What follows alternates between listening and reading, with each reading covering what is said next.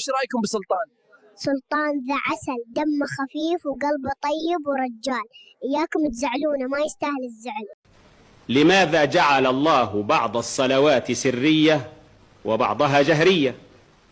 وهل صحيح أن الإنسان يضحي عن المولود الذكر باثنين من الماعز وعن الأنثى بواحدة؟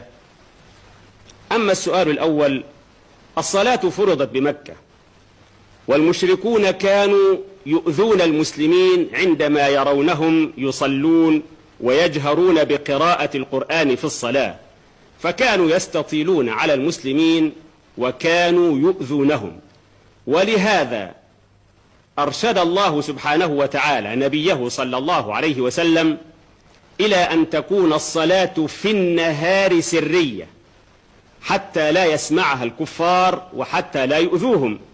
أما الصلاة بالليل فتكون جهرية، يجهر بقراءة الفاتحة ويجهر بالسورة بعدها، لأن المشركين في الليل يكونون قد خفت وطأتهم وهم يمشون بالليل، أو يكونون قد ناموا فيكون شرهم قد استؤمن إلى حد كبير.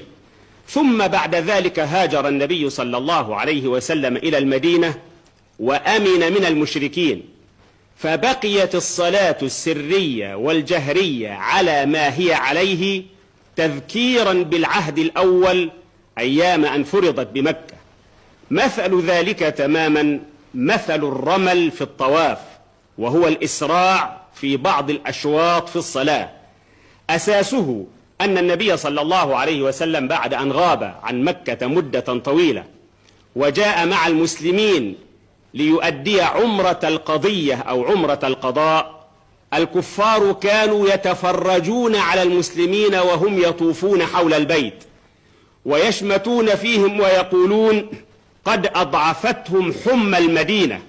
فأراد النبي أن يظهر المسلمون أمام المشركين أنهم أقوياء وأنهم ليسوا مرضى، فأمرهم وأرشدهم أن يرملوا في الأشواط الأولى في الطواف، يعني يسرعوا في المشي حتى يظهروا صحة وقوة للمشركين.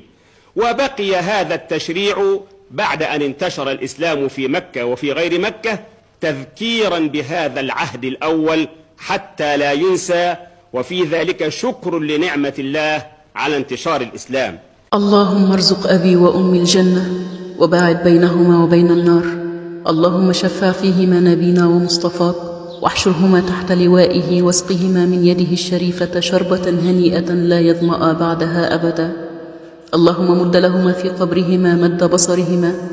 اللهم أنزل على قبرهما الضياء والنور والفسحة والسرور. اللهم افسح لهما في قبرهما ونور لهما فيه برحمتك يا أرحم الراحمين. اللهم اجزهما عن الإحسان إحسانا وعن الإساءة عفوا وغفرانا. اللهم أنزلهما منازل الصديقين والشهداء والصالحين، وحسن أولئك رفيقا، وجميع موتى المسلمين يا رب العالمين.